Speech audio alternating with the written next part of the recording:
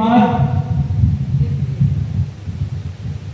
पिता उसका गुरु होता है, जो उंगली पकड़ करके बाहर ले जाता है, बाहर की चीजें दिखाता है, बेटे ये तोता है, ये कौवा है, ये पक्षी है, ये पेड़ है, ये फूल है। दूसरों के बारे में बताता है, तेरे ताऊ लगते हैं, चाचा लगते हैं। तो दूसरा गुरु पिता होता है। और तीसरा गुरु जब स्कूल में जाता है बच्चा पढ़ने के लिए, तो शिक्षक होते हैं जो उसको ABCD सिखा करके 1 2 3 इकाई सिखा करके और फिर धीरे धीरे इतना विद्वान बनाते हैं ताकि वो अच्छी चीजें भी पढ़ सके। लेकिन फिर भी मानव ये सांसारिक ज्ञान ही प्राप्त करता है इन तीनों के द्वारा।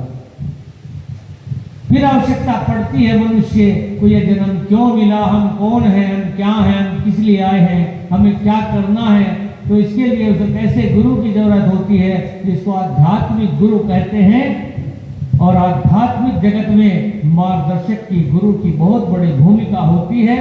जब मनुष्य सद्मार्ग से भटकता है, उसकी जीवन रूपी नौका भवसागर में डूबने लगती है, तब उसको गुरु ही पार लगाता है। कैसा गुरु? जो समर्थ हो, गुरु जो समर्थ हो, ऐसा ही गुरु पार लगाता है। आज बहुत ऐसे गुरु हैं, ले आ बेटा, अंधा गुरु, लालची चेला, और दोनों नरक में ठेलम ठेला। हर व्यक्ति गुरु बनने को तैयार। ठग विद्या, किसी के पास जरा सी कुछ भगवान सामर्थ्य दे दे, बाजीगरी कुछ सीख जाए। बहुत तांत्रिक ऐसे हैं, जादूगर है, कुछ जादू से दिखा दिया थोड़ा बहुत और व्यक्ति पीछे पीछे हो लेता है। ऐसे गुरुओं की भरमार इस कलयुग में होती है। तुलसीदास जी ने बहुत पहले लिख दिया था कि ऐसा समय आएगा कलयुग में कि न जाने कितने गुरु, कितने पंथ प्रकट होंगे।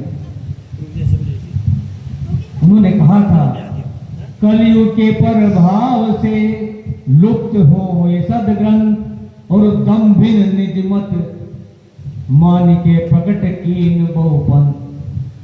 दम्भिन लोग, लालची लोग अपने अपने मत के अनुसार न जाने कितने मत प्रकट कर देंगे कलयुग में। ये कब लिखा? आज से 500 साल पहले लिख दिया। कलयुग के प्रभाव से लुप्त होए सदग्रंथ। कलयुग का प्रभाव ऐसा होगा कि सदग्रंथ लुप्त हो जाएंगे। कैसे? विषय से हट करके बात आ जाती है। एक बहुत बड़ा विश्वविद्यालय था, नालंदा विश्वविद्यालय, बहुत बड़ी इमारत थी।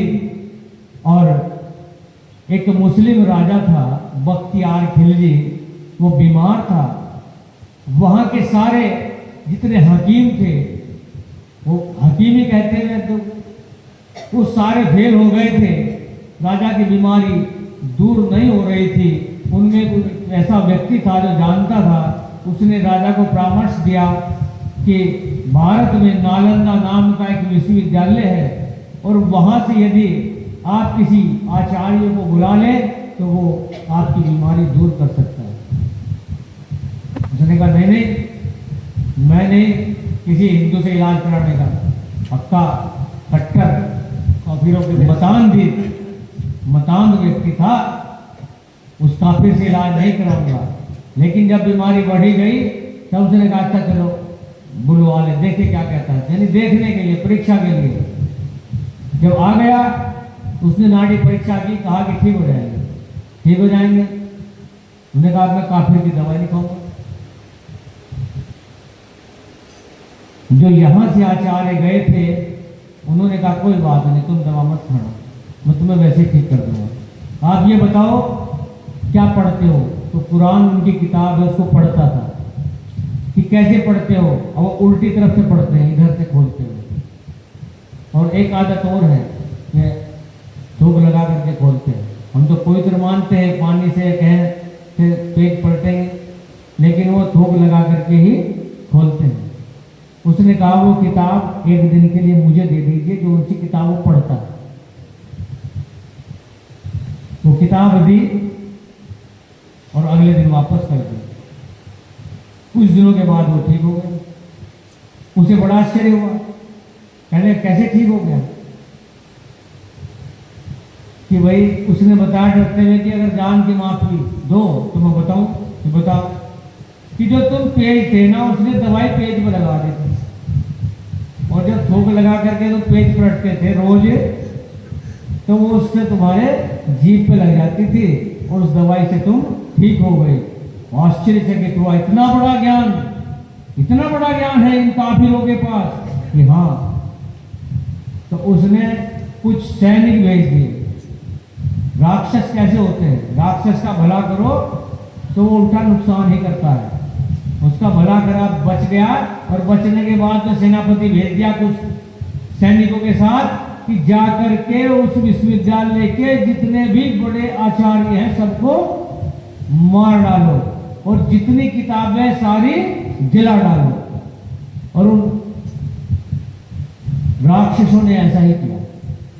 उस नालंदा विश्वविद्यालय में जो किताबें थी, कई मंजिला, पुस्तकें, 9 मंजिला, बहुत मंजिला था, और उसकी आग कई महीने, 6 महीने, कोई भी तो कहते साल भर तक आग नहीं बुझी, इतनी किताबें थी। सारा ज्ञान नष्ट कर दिया गया, और यहां भी जहां कहीं किताबें मिली वो सब नष्ट कर दी गई थी उस जमाने में। आर्य समाज के जो विद्वान हुए हैं स्वामी दयानंद सरस्वती, उन्होंने जब वेदों की खोज की, तुझे दे दिया है मनुष्य जीवन, सारी समस्याओं का हल अपना आप सोच सकता है, बुद्धि दी है, फिर भी तू मेरे से शिकायत करता है। तो भगवान को भी शिकायत है व्यक्ति से, और क्या कह रहा है?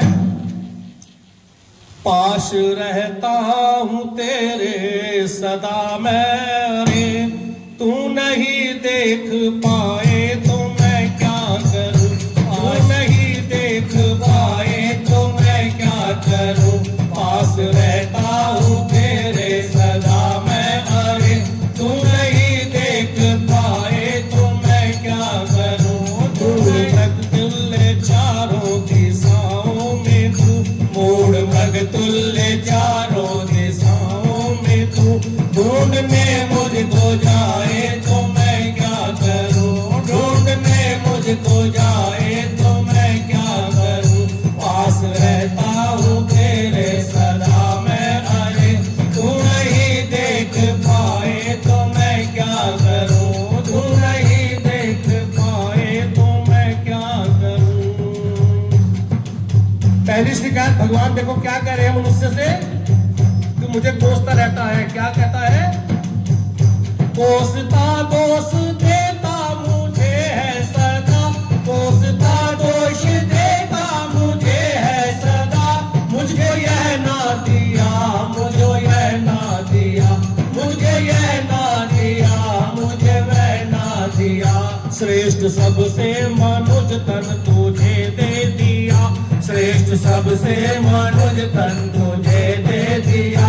सबर तुझको न आए तो मैं क्या करूं? सबर तुझको न आए तो मैं क्या करूं? पास रहता हूं तेरे सदा मैं, अरे तू नहीं देख पाए तो मैं क्या करूं? तू नहीं देख पाए तो मैं क्या करूं? जब भी मनुष्य कोई पाप करने के लिए जाता है, गलत काम करने के लिए जाता है, तो एक बार उसकी अंदर की आत्मा जो है उसको मना करती है कि यह काम तुम मत कर, लेकिन वो वातावरण के वशीभूत होकर के फिर भी गलत कार्यों में लिप्त हो जाता है। कोई कहा है इसमें क्या? तेरे अंतःकरण में भी राजा हुआ, तेरे अंतःकरण में भी राजा हुआ, पर न यह पाप करता हूँ संकेत में, पर न यह पाप करता हूँ संकेत में। लिप्त विषयों में हो सीख मेरी भला, लिप्त विषयों में हो सीख मेरी भला, ध्यान में तू न लाए तो मैं क्या करूं? ध्यान में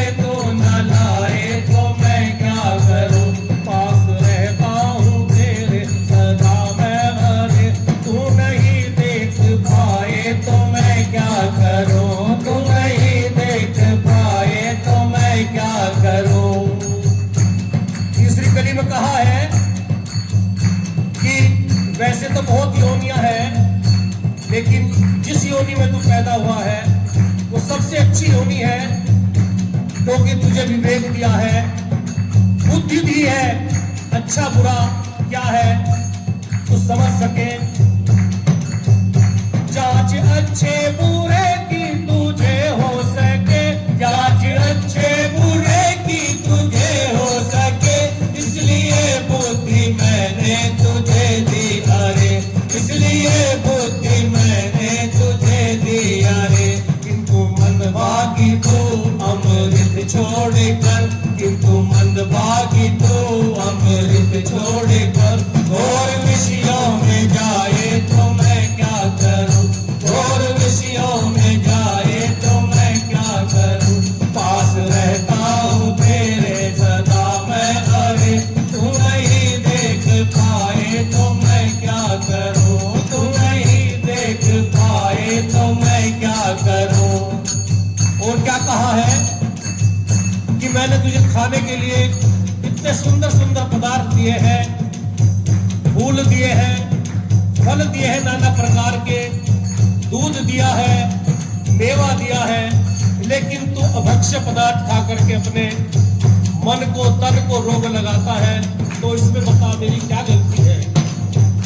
फूल फल शाक मेवा व दुग्ध आदि सब, फूल फल शाक मेवा व दुग्ध आदि सब, मधुर आहार मैंने तुझे है दिए, मधुर आहार मैंने तुझे है दिए।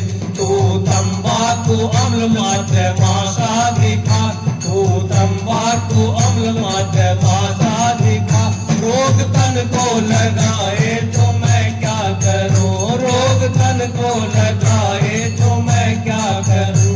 पास रहता हूँ तेरे सदा मैं अरे, तू नहीं देख पाए तो मैं क्या करूं, तू नहीं देख पाए तो मैं क्या करूं। और अंतिम कड़ी में कहा है कि हे मनुष्य, मैंने तुझे अपना राजकुमार बना करके इस संसार में भेजा था। ये संसार मैंने बहुत सुंदर बनाया है, प्रकृति बहुत सुंदर बनाई है, इसमें तूने अपनी करतूत से इसको नरक बना दिया है। जहां भी तू जाता है वहीं पर गंदगी फैला देता है, विचारों की गंदगी, सामान की गंदगी, तो तू नरक बना रहा है इस धरती को। तो बताओ मेरी इसमें कहाँ गलती है।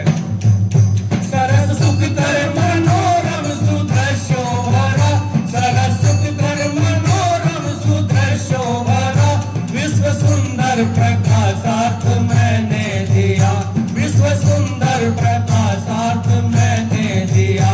अपनी करतूत से स्वर्ग वातावरण, अपनी करतूत से स्वर्ग वातावरण, नरक तो ही बनाए तो मैं क्या करूं, नरक तो ही बनाए तो मैं क्या करूं। पास रहता हूँ तेरे। कि कैसे हमारी पात्रता विकसित होगी, तो ये कहा गया कि 4 प्रकार के संयम हैं। इंद्रिय संयम, अर्थ संयम, विचार संयम और समय संयम।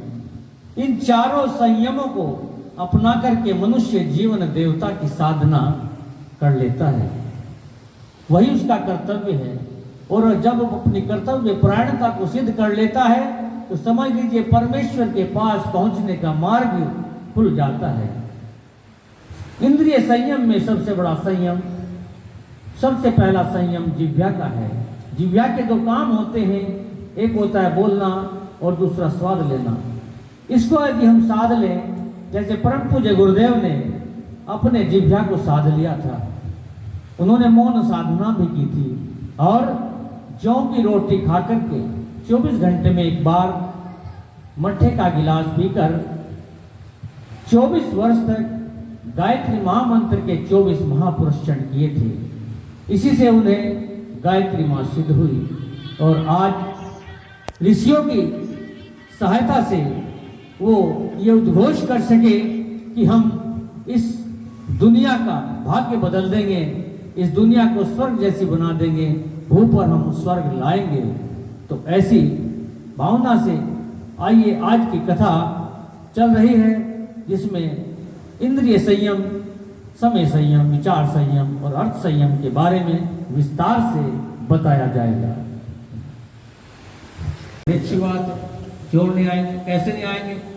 कहने लगे भाई जब तुझे खांसी ठीक नहीं होने की, सारी रात खांसता रहेगा तो चोर कैसे आएंगे? चोर सुन के जाग रहा है तो वापस चले जाएंगे।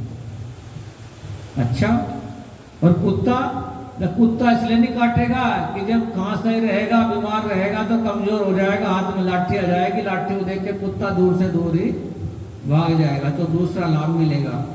और तीसरा लाभ, कभी बूढ़े नहीं होंगे कि हाँ कि भाई जवानी में ही राम नाम सत्य हो जाएगा, क्यों वहां तक पहुंचने का ही नहीं, जब इतना बीमार रहेगा।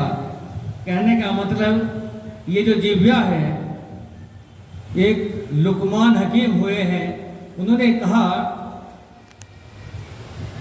कि मनुष्य अपनी जिह्वा की नोक से अपनी कब्र खोदता है, अपनी जिह्वा की नोक से अपनी कब्र खोदता है, अर्थात इस जीव की वजह से ही बीमार होता है।